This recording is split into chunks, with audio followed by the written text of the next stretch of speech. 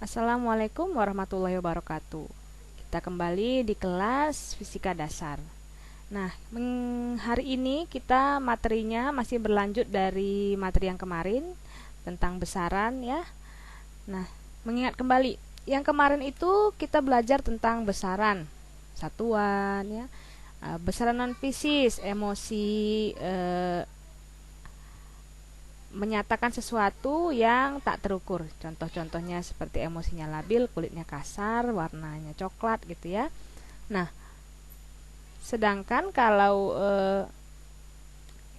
untuk menjabarkan sebuah fenomena ataupun sebuah benda, kita bisa melakukan penjabaran secara kualitatif dan kuantitatif, di mana kualitatif itu kualitas, jadi dia tidak ada besarannya, gadingnya panjang contohnya ya, tapi tidak ada panjangnya berapa meter, berapa sentimeter, nggak ada. Dia lebih tinggi dari orang lain gitu, hanya membandingkan, namun tidak ada besarannya di situ. Nah, satu lagi, kita bisa mendeskripsikan sebuah benda dengan deskripsi kuantitatif. Nah, jadi ada yang diukur, tingginya berapa, masanya berapa, 4 ton misalnya. Jadi ada yang terukur. Nah, untuk kedepannya kita akan belajar untuk besaran-besaran fisis, besaran terukur, yang mana untuk memiliki data tersebut kita harus melakukan pengukuran ya, besaran fisis. Oke, bagaimana cara mendapatkan angka-angka ini? Yaitu dengan melakukan pengukuran. Nah, setelah ini kita akan belajar tentang pengukuran, yaitu deskripsinya ada di buku diktat yang saya upload di LMS. Silakan baca dari halaman 16 sampai 66. Nah, apa saja isinya? Baik, di halaman 16 buku tersebut kita bisa membaca tentang pengukuran. Apa itu pengukuran? Apa pentingnya pengukuran? Oke. Pengukuran adalah kegiatan membandingkan nilai besaran fisis yang dimiliki benda dengan nilai besaran fisis alat ukur. Jadi besaran fisis si bendanya dibandingkan dengan alat ukur yang sesuai.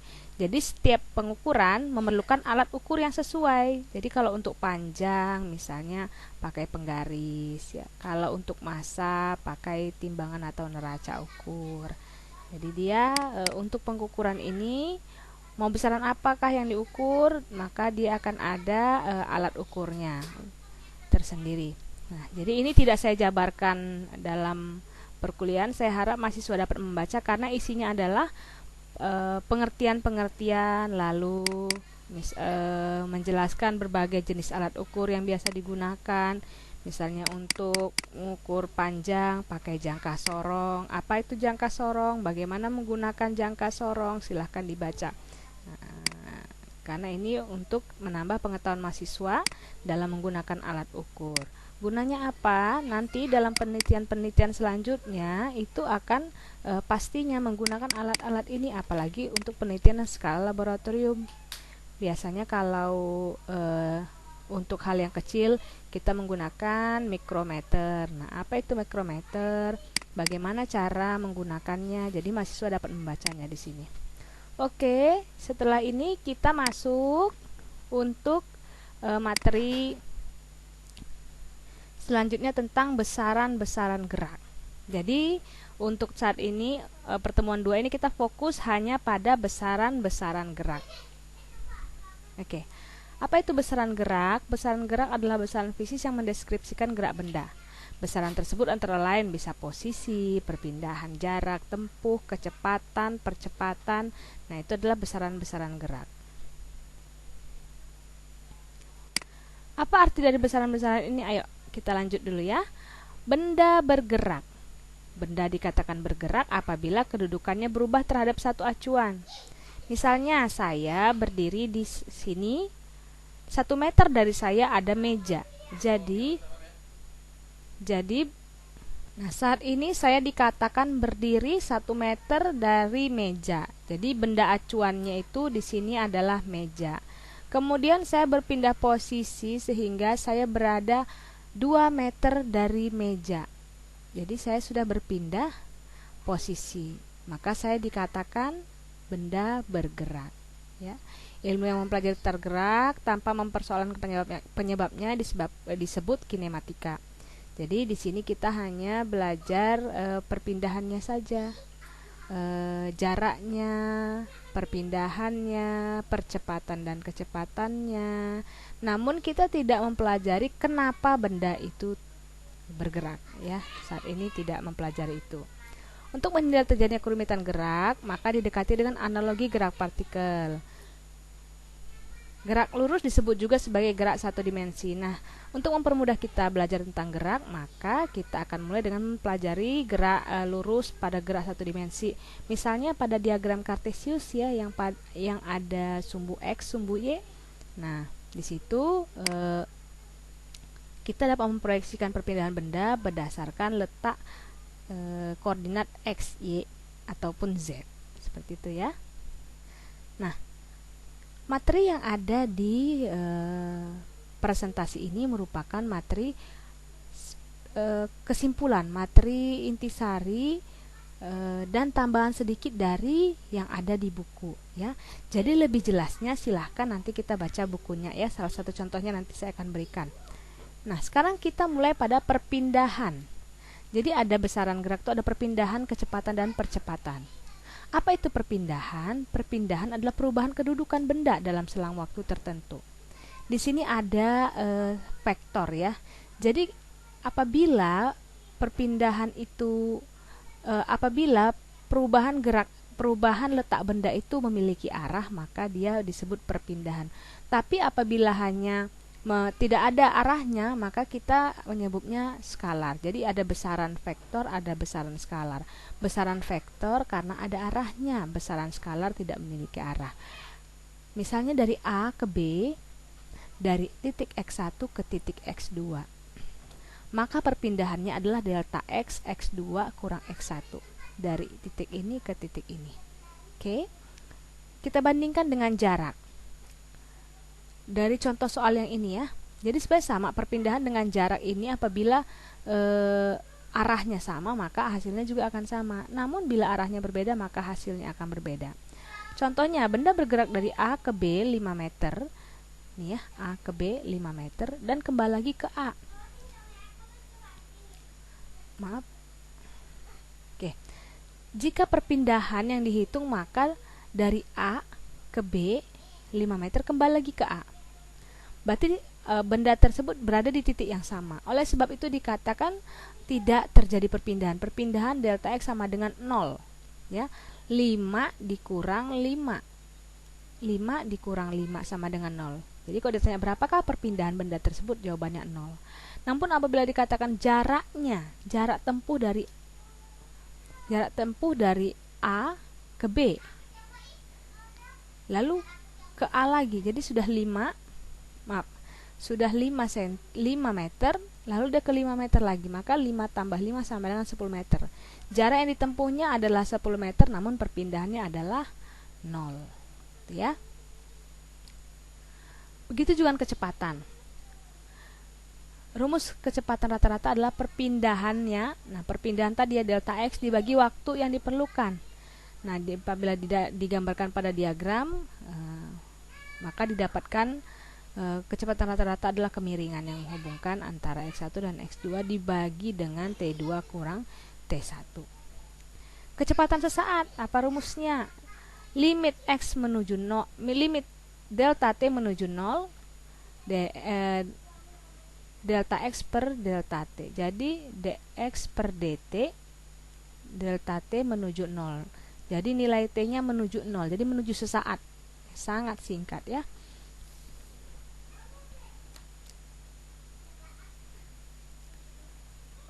Nah, kelajuan rata-rata di sini dikatakan sebagai besaran skalar.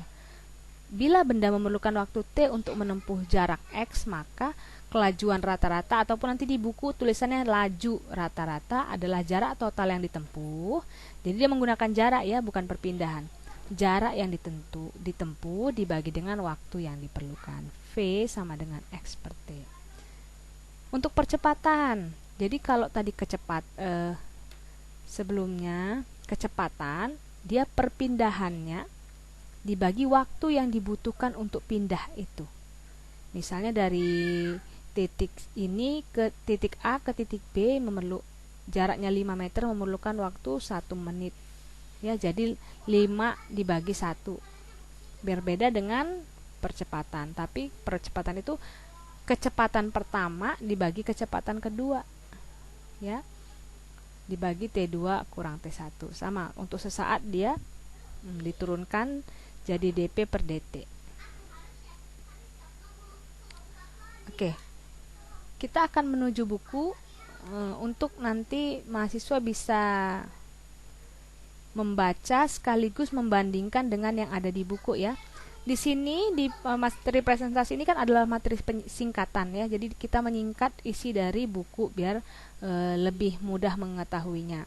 Namun kita baca contoh-contohnya ada di dalam buku. Sebentar. Nah, di halaman 82. Jadi boleh silakan membuka buku, silakan dibaca dari halaman 80. Di sini untuk posisi ada di halaman 82. Jadi kita untuk memproyeksikan perpindahan suatu benda, kita harus tahu dulu posisi awalnya. Nah, untuk menggambarkan posisi ini kita gunakan diagram. Diagramnya adalah seperti ini. Ya, jadi ada arah Z, ada arah Y dan arah X. Di mana untuk mengetahui posisinya, karena kita kan untuk perpindahan adalah besaran vektor, jadi ada arahnya. Di mana untuk besaran vektor biasa ditandai dengan adanya topi seperti ini ya. Artinya dia merupakan besaran vektor. I adalah vektor satuan yang searah dengan sumbu X. J adalah vektor satuan yang searah dengan Y. Nanti kalau baca soalnya bisa kelihatan bahwa dia memasukkan angka J, ada huruf J, huruf I ya. Jadi dia artinya dia di arah sumbu X. Kalau I kalau ada J di arah sumbu Y, seperti itu ya. Itu adalah pengetahuan pertama dalam menentukan posisi. Nah, panjangnya R menyatakan jarak benda dari pusat koordinat yang memenuhi dalil Pythagoras. Jadi misalnya ada benda di titik ini. Berapakah jarak R ini? Artinya dari titik 0 ke ini. Caranya yaitu dengan menggunakan akar dari nilai tadi ya, nilai I yang menyatakan X, nilai Y dan nilai Z. Dikuadratkan lalu dijumlahkan. Itu cara mencari jaraknya. Untuk contoh-contohnya bisa dibaca di buku ini. Kita lanjut pada perpindahan. Nah, bagaimana dengan perpindahan posisi? Misalnya tadi kita tahu ada titik R1, lalu pindah ke titik R2, maka simbolnya adalah delta R21 sama dengan delta R2 kurang delta R21. Ini ada panahnya ya, artinya dia punya arah sama dengan R2 dikurang R1. Jadi dia besaran vektor dan ada arahnya. Jadi seberapakah nilai perpindahan dari titik ini ke titik ini? Rumusnya adalah ini adalah tadi yang R1, ini R2, lalu besarnya perpindahan R2 kurang R1. Delta R21 adalah ini. Oke. Kita langsung kepada contohnya. Jadi yang dikatakan jarak tempuh itu jika ada bus yang bergerak dari Bandung ke Jakarta, dari Bandung nih ke Jakarta ya. Jadi dari Bandung ini nih jaraknya itu adalah yang warna ungu ini. Nah, untuk perpindahannya adalah garis lurus yang kita tarik. Ya, jadi itu perbedaan antara perpindahan dan jarak. Jadi akan kelihatan di sini bahwa perpindahan nilainya akan lebih kecil. Oke, kita sambung ke video selanjutnya karena di sini waktu yang kita bisa masukkan hanya 15 menit. Assalamualaikum warahmatullahi wabarakatuh.